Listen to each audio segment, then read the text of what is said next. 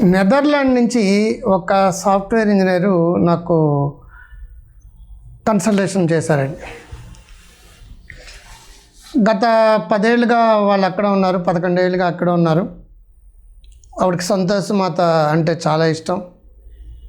బాగా వాళ్ళ ఇంట్లో నా 3 అమ్మాయిలు, 3 అమ్మాయిలు చివరి అమ్మాయి ఎంటెక్ చేసింది, సాఫ్ట్వేర్ ఇంజనీరు.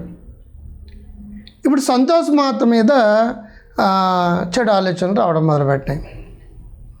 నేను సరిగ్గా పూజ చేయడం లేదు నెదర్లాండ్లో ఉండి, సంతోష్ మాత కోపం వస్తుందా, నేను కానీ తప్పు చేస్తున్నానా, నేను సరిగ్గా చేయకపోతే సంతోష్ మాత కానీ నన్ను శిక్షిస్తుందా.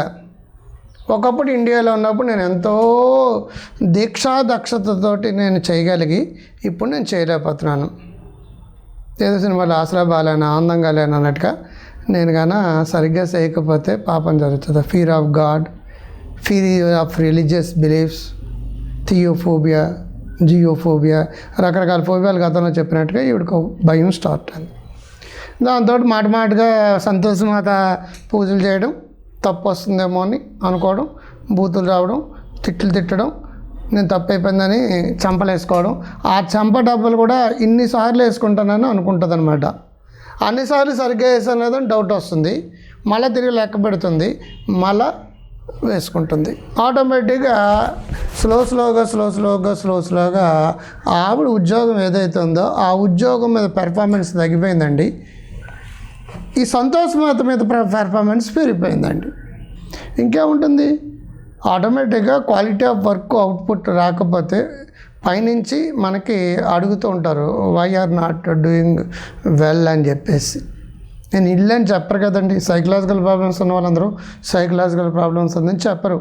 కొంచెం స్ట్రెస్ ఎక్కువైపోయింది అంటుంటారు. యూజువల్గా నోటికి ఈజీగా వచ్చే పదం నాకు టైం లేదని ఒకటి, నాకు స్ట్రెస్ ఎక్కువైపోయిందని ఒకటి, వాట్ ఇట్ మే బి. అది ఒక ఓసిడీకే. ఈ మధ్య ఒక ఆయన అన్నారు, సార్ మీరు ఓసిడీలు 2-3 రకాలు ఉంటాయి, ఇన్ని రకాలు అలా చెప్తున్నారని చెప్పేసి. ఒక చెట్టు ఉంటుంది, చెట్టుకి కాండం ఉంటుంది, పువ్వులు కాస్తాయి, కాయలు కాస్తాయి, మరొకటి వస్తాయి, ప్రోడక్ట్లు, సబ్ ప్రోడక్ట్లు, బై ప్రోడక్ట్లు, ఇలాగే డిఫరెంట్ ఫామ్స్లో అవి వస్తుంటాయి. అవి వచ్చింది మనకి. దాన్ని బట్టి నేను ఒక చిన్న పెట్ట కథ కిందనో చెప్తున్నాను, మీ అందరికి అవగాహన కోసం అంతే. కాబట్టి 100 రకాల ఓసిడీలు, 200 రకాల ఓసిడీలు కాదు. ఓసిడీలో ఒక కేస్ స్టడీ ఒక్కొక్కరికి ఒక్కలాగా ఉంటుంది. కాబట్టి మర్చిపోకండి, ఓసిడీ అనేది ఒక ఆలోచన మాత్రమే. మీరు దేవుళ్ళు తిట్టడం కానీ, దేవుళ్ళు అన్న ఫ్రాక్షనిస్ట్ ఏంటండి, కడప బాంబులు పెట్టి తిరుగుతూ ఉంటాడు ఏంటండి, మీరు సరిగ్గా పూజించకపోతే మీ మీద బాంబు వేయడానికి. అది డిక్టేటరా? అక్కడికి మాన అభిమానాలు ఏమి లేవా, ప్రేమాత్మీయత లేవా? మీరు సరిగ్గా పూజించకపోతే మీ మీద బాంబు వేసేస్తాడా? అంటే టిట్ ఫర్ టాట్ చేసేస్తాడా? నీకు తెలుసో తెలియక ఏదైనా తప్పిస్తే నేను శిక్షించబడి దేవుడు ఎలా అవుతాడండి? అసలు దేవుడు ఉన్నాడా లేదా అని మేము డౌట్గా చెప్తుంటే, దేవుడు సరిగ్గా పూజించలేదు నాకు ఏదో అయిపోతుంది, అటువంటి ఆలోచన పక్కన పెట్టండి. కొన్ని అలవాట్ల కారణంగా ఫామ్ అవుతాయి ఓసిడీలు, కొన్ని బయోకెమికల్ చేంజెస్ కారణంగా అవుతాయి. ఒక అలవాటు ఫామ్ అవడానికి ఆలోచన కారణం కాబట్టి ఆ ఆలోచన మార్చుకోవడం ద్వారా ప్రవర్తన మార్చుకోవడమే కాగ్నిటివ్ బిహేవియర్ థెరపీ, అంటే థాట్ బిహేవియర్ థెరపీ, CBT. అంచేత మీ ఆలోచన విధానం మారితే మీ ప్రవర్తన కూడా మారుతుంది. మీ ఆలోచన విధానం భక్తి, ముక్తి, బాగా పూజించుకోవడం, బాగా ఎక్కువ వాళ్ళకి రిక్వెస్ట్లు అడుగుతూ ఉంటావు. నీకు రూపాయి ఇస్తాను, నాకు 1 కోటి రూపాయలు కూడా ఆదాయం ఇవ్వు, నీకు 100 రూపాయలు ఇస్తాను కదా, నాకు అయితే సీఎం లేకపోతే PM ఇవ్వు. ఇటువంటి ఆశలతోటి మనం పూజలు చేసినప్పుడు మనం ఒక ప్రయోజనాన్ని పొందాలనుకుంటున్నాం. అలా కాకుండా మనశ్శాంతి కోసం, ప్రశాంతత కోసం పూజలు చేసిన వాళ్ళకి ఈ గొడవలు ఉండవండి. ఉన్నావా అసలు ఉన్నావా, ఉంటే కళ్ళు మూసుకున్నావా, ఇటువంటి పాటలు చాలామందికి వచ్చేస్తుంటాయి. మనం అడిగింది ఇవ్వకపోతే దేవుడు లేడంటాం, లేదంటే దేవుడిని తిట్టాలనుకుంటాం, అది మళ్ళీ అది ఓసిడి అయిపోతుంది. కాబట్టి ఇవన్నీ బయోకెమికల్ చేంజెస్ వల్ల వస్తుంది. వాస్తవాన్ని యాక్సెప్ట్ చేయండి. ఆ ఆలోచనలు వస్తే, ఓ భలే ఇంట్రెస్టింగ్గా ఉన్నాయి నా thoughts, how beautiful my thoughts are, so beautiful, నాకు ఎంత క్రియేటివిటీ ఉందన్నమాట. అలా ఓసిడి వచ్చిన వాళ్ళు ఏమనుకోవాలి, నాకు ఎంత క్రియేటివిటీ ఉందన్నమాట, నాకు ఎంత అద్భుతమైన థాట్స్ వస్తున్నాయి. నేను సినిమా డైరెక్టర్ అవ్వగలను, రచయితనే కాగలను, మ్యూజిషియనే కావాలను, ఏది కావాలితే అది కావాలి. బ్యూటిఫుల్ థాట్స్ ఇలా అనుకుంటే అవేమి రావు.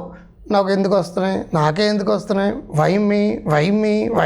వైమి అంటే నేను వచ్చేస్తున్నాను, రాకూడదు అనుకోండి, నేను వచ్చేస్తున్నాను, రాగానే రాకూడదు, నేను వస్తూనే ఉంటానంటే, వద్దంటే వచ్చి కూర్చుంటాయి. ఎవరన్నా కుటుంబ సభ్యులు నీకు మాటికి ఇదేం పోయే కాలం అన్నారా, మళ్ళీ పెరిగిపోతాయి. ఎవరైనా సరే ఇది వద్దు అన్నారా, అది ముద్దు కింద లెక్క. కాబట్టి జస్ట్ యాక్సెప్ట్ చేయండి. విట్నెస్ థాట్స్ అంటారు. విట్నెస్ థాట్స్ అంటే మన రోడ్డు మీద వెళ్తుంటే ఎన్నో వెహికల్స్ వస్తూనే ఉంటాయి. మన వెహికల్ ఆగిపోతే ఏంటండి, మన బ్రెయిన్లో ఎన్నో థాట్స్ వస్తాయి. మన పనులు ఆగిపోతే ఏంటండి, మనం చేసే పని మీద దృష్టి పెట్టినంతసేపు వచ్చే ఆలోచనలు వస్తూ ఉంటాయి, పోతూ ఉంటాయి. వెహికల్స్ కూడా అంతే. మన డ్రైవింగ్ మీద మనం కాన్సన్ట్రేట్ చేస్తే ఎదురుగా వస్తే, పక్కన వస్తాయి, సైడ్ వస్తాయి, ఓవర్టేక్ చేస్తే ఎన్నో ఉంటాయి. అయినట్లుగా పట్టించుకోం కదా, మన వెహికల్ మీద కాన్సన్ట్రేట్ చేస్తాం. మీరు చేసే పని మీద దృష్టి పెట్టుకోండి. మీకు ఎన్నో వస్తుంటాయి, వచ్చిన వాటిలో రానివ్వండి, మీ ప్రయాణం ముందుకు వెళ్ళనివ్వండి. కాస్త రిలాక్సేషన్ ప్రాక్టీస్ చేయండి, కాస్త మంచి ఫుడ్ తినండి. ఆల్ సాఫ్ట్వేర్ ఇంజనీర్లకి మేము రీసెర్చ్లో తెలుసుకున్నది ఏంటంటే విటమిన్ డి అనేది చాలా తక్కువ ఉంటుంది. విటమిన్ డి అనేది ఒక 8 వారానికి ఒకసారి చెప్పిన విటమిన్ డి 3 కంపల్సరీ వాడుకోండి. తర్వాత ఇంకొక 4 నెలలు నెలకు ఒకటి చెప్పిన వాడుకోండి. వెజిటేరియన్స్ అందరికీ B12 డెఫిషియన్సీ ఉంటుంది కాబట్టి B12 సప్లిమెంట్స్ 2 months వాడుకోండి. ఆ తర్వాత రిలాక్సేషన్ ప్రాక్టీస్లు, కౌన్సిలింగ్స్లు, థెరపీస్ అన్నీ చేసుకోండి.